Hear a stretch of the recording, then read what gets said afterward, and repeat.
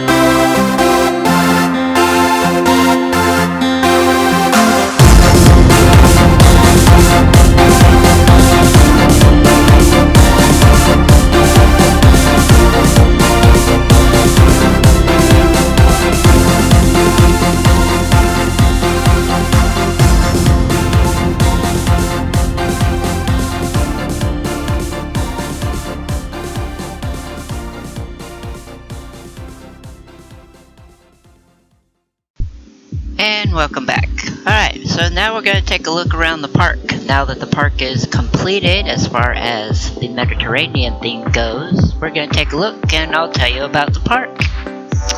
Alright, so this is the Pirate Portal. It's in the workshop. And a lot of my builds are in the workshop. I like to, show you what I'm doing. And, then if I think it's suitable, I'll pop a blueprint down and I'll submit the codes below my videos. But as we're walking in here,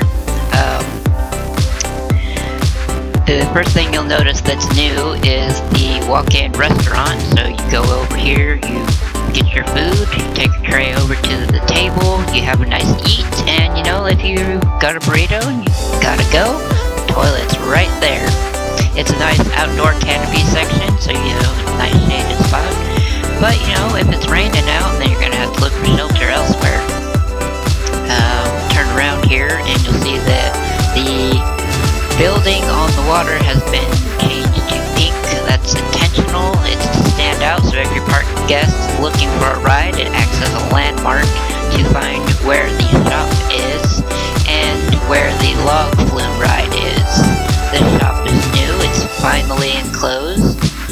I'm not going to put that one on the workshop because that's very specific to that location, so it wouldn't really be useful for anyone else to use, but you can download the park file and snag it if you really want it that badly.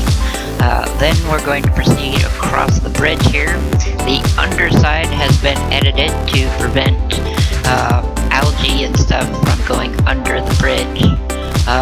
What you're looking at is a generic park portal that I use for new construction areas. So it's just a wall to separate the different sections of the park, and then those get updated as we develop more and more into the park. Now you're looking at the Helter Skelter building from that episode. It's an exterior building, there is no interior. That was done intentionally just in case you guys want to snag that building and put in shops. So yes, that was done intentionally. I mean, if you want to super decorate it, go for it. But yeah, that's a nice little build there. That one is roughly 7,000 pieces, so you would have to make it into 2 separate blueprints if you wanted to go that route. Then we have the towers. That was done on a whim. I was like, it'd look cool in here, since this is like a ship pirate thing, is if we had these massive giant towers. Now we're going into the new ship ride. This will be on the workshop. You can only put one ship on it, because if you put more than one, the ships will clip into each other. So, yes, you could separate it, with a time gap, but it would take 1 or 2 rounds before, you could actually do that. And again, if the ride breaks down, the ships will clip into each other. So, just leave it at 1. So now we're about to take a POV of the ride. And I'll shut up for this part.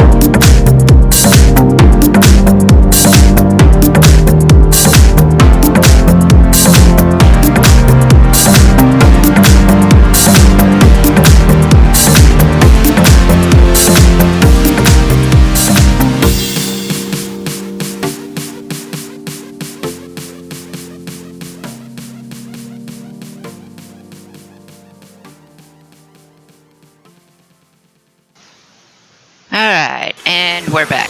So, as you can see, the new build is the bell tower ride. It's the swinging ride with a bell tower skin. I did not make the bells animated. If you guys want to do that when you get the blueprint, by all means go for it. But the ride itself is an upswing, so I was like, man, I don't want any extra. That could make the park lag in this section because of the coaster and some other things going on in the background. So I was just like, nah, I got enough emotions there. But yeah, the idea was like, hey, Italy has bell towers all over the place in most of their small towns, so why not have one? And plus it creates a nice vantage point within the towers as you're looking up there. So now we're going over to the bridge here that leads up to the top. There was some food stalls and some bathrooms installed in this area, as well as vending machines. And the whole purpose of those is to get the guests to walk up to where the coaster's at. As before, with the coaster standing there alone, it wasn't interesting enough in the area for the park guests to want to go up there. So I added all these restaurants and vending machines for that, plus checking my heat maps, it, showed where everybody was complaining, and then so that's fixed. But then I added this ginormous, sky tower that seems out of place, but with it being, sky textured, it doesn't stand out as much, but it also gives the park guest another reason to come up here. And then, so now we got this hat stall that's going to be in the workshop, so you can download that. There are two other stalls. One's a sci-fi themed helmet, similar to that one, and the other one is a generic wagon stall right here that you can use to skin over any of your shops. So it's just a generic stall that you can just plop on real quick so you can make your heat maps happy. And then we're just going to walk across the top ridge here and then go to the coaster.